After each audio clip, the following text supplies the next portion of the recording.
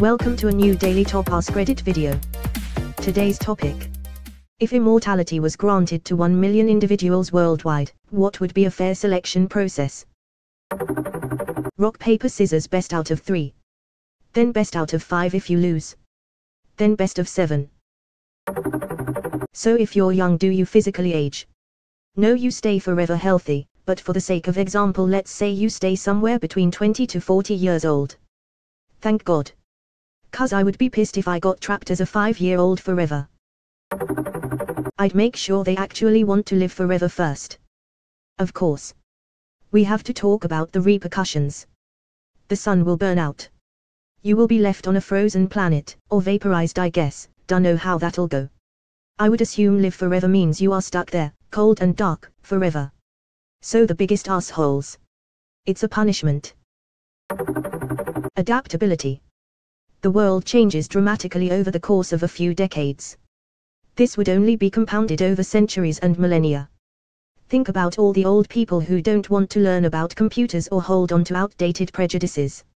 If you truly wanted to live forever, you would need to be able to not only accept but embrace new situations, technologies, mindsets. It may actually be difficult to find 1 million people who truly have that kind of fluidity while also being discerning. I think you're the first one that mentions adaptability. Makes sense. How would you test this?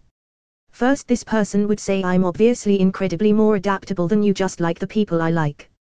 Then, assuming this person doesn't like us, we'd fail the test and be evaporated. Russian roulette. I'll take those odds. I'll go 7th. Everyone gets assigned a number. And have the random number god handle the rest. Edit, BTW, I've read your responses and must say. There is a lot of RNGesus. Also, this is my new top-rated comment, followed directly by the one 6 months ago saying the Great Pyramids for buildings they have aged exceptionally well of /12.5 Kelvin points. And with that I have now 23.8 Kelvin karma. Thanks guys. One step closer to the 50 Kelvin. Dibs on being random number god. Haha, you got it, dude.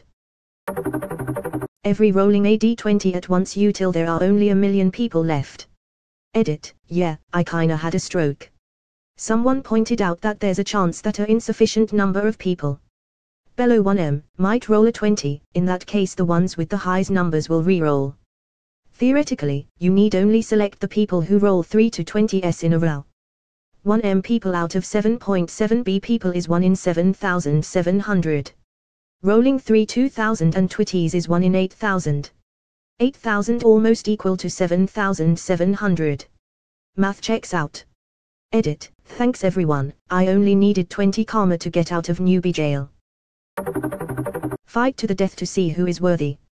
I'm straight up camping till the final circle in that case. But then you won't have the good weapons you would have otherwise acquired by killing people along the way. 1. Me. 2. People I decide should be permitted to be immortal along with me. Y'all are all thinking the same thing.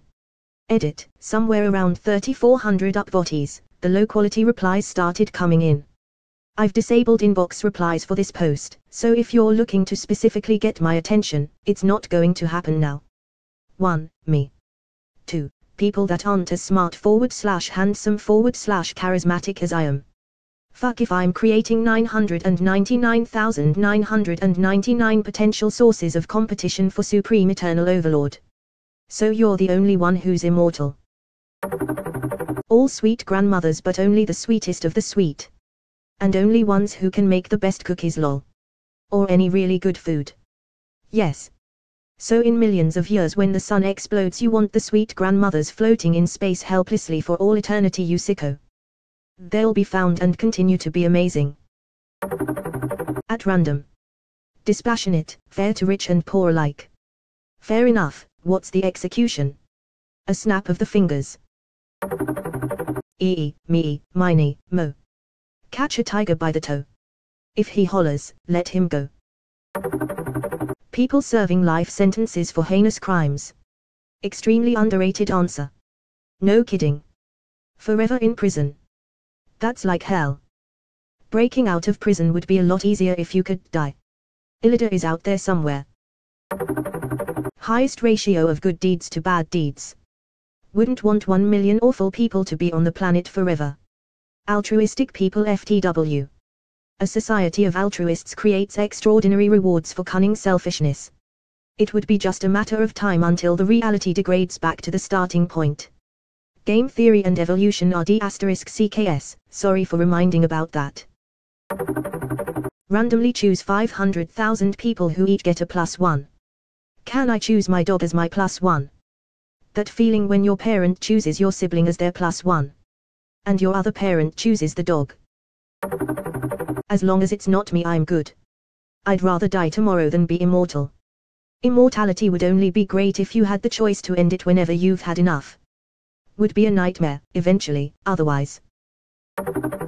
Really good, kind parents, as determined by them, their grown kids, and others involved. As long as there are people, there are going to be kids who need somewhere safe. Let's get them some great eternal babysitters. Thanks for your thought. Fuck, imagine being an eternal babysitter. Caring for these kids, watching them grow up and eventually die and then repeating that cycle over and over again. That would destroy you. Reminds me of the Doctor Who quote, "If you live long enough, Lazarus, the only certainty left is that you'll end up alone." Only the smartest. How would you find out? You need the smartest for that. People with endless sex drive. And higher capability of reproducing. Immortals will give birth to immortals and it will go on. You fool, you monster. You've doomed us all. Those with a higher sex drive are now immortals, and that means we've got, like, the top 0.1% of sex drive in the world. Them some horny mophos. So, they'll reproduce like crazy, and those children will have inherited their parents' prodigious sex drive, and they, too, will reproduce like crazy. Homo sapiens mortalis has a 7 billion unit head start, but Homo sapiens immortalis will catch up in a few dozen generations and then, things only get worse. Overpopulation. Homo sapiens mortalis begins to die off in droves as resource scarcity squeezes them off the globe. Ecosystems collapse to ruin. Wars and upheavals cripple the globe as humankind tries to turn against the rising immortal tide, but their guns are no more use against the immortals than a flashlight might be. If anything, the guns only show the futility of the conflict. Humans are vulnerable, the new mankind is not. The last mortal man dies eventually, likely somewhere out in the desolate ruins of civilization, but the horny droves of immortals have only just begun to suffer. None of them die, so their population only continues to increase exponentially. They engage in massive starving orgies of frustration and rage at the failing world, but their sex drives are still 99.99% percentile of current human beings, so they don't and won't stop. More babies. More mouths. Less food. Less space. Less joy. Soon, the writhing horny mass of immortals spills over from the packed land masses and into the oceans. Poor, sexual beings drift to the bottom of the ocean's deepest trenches and have watery threesomes in Davy Jones' locker. Everyone is starving. Everyone is drowning. Everyone is rutting, and there's no stopping it. They're burning in volcanoes. They're struggling to breathe on mountaintops. They're under rubble of ruined buildings and giving each other handjobs. Soon, the writhing mass of humanity will begin to smother out the planet, covering every square inch of earth and ocean. The human tide rises, as immortals spend millions of years compressed beneath the sexual writhing of the immortals above. Eventually, after billions of years of suffering and reproducing, Earth reaches critical mass, and it begins to collapse in on itself as it forms a main sequence star. It is composed entirely of sexy, killable gods, and they scream for all eternity as they burn under the massive compressing weight of the golden star. That star is Sol. It is our sun. This has all happened before. It will all happen again. Thank whatever deity it is that you believe in that you are not of the 0.01%. For their lot, and the lot of all those to come, is among the worst horrors that man, with our very limited minds, could ever imagine. I did think it was a bad idea, but you took us there. Thanks for your thoughtful response. Supreme empathy, intelligence, logic, a burning desire to further our species in the best possible way, selflessness and a fucking wicked sense of humor. I've always said if there was one thing I'd like aliens to have, other than empathy and compassion, of course, it's a sense of humor. Elmeo. Whoever it is, wouldn't be me. Lots of deep stuff with that immortality thing. Yeah, I'm not sure our minds are made for immortality. I think it would drive us mad. The Dark Souls series of games goes into depth on this idea. It's basically about a bunch of mad immortals living through the death of their world over and over again, as someone collects their eternal souls and burns them all as fuel for the world to last a few more centuries. Cock size. Sausage party. Why wouldn't immortals settle every dispute with dick measuring contests? Something like divergence that test your different sociological skills. Can you describe one example of a test? Hot dog eating contest.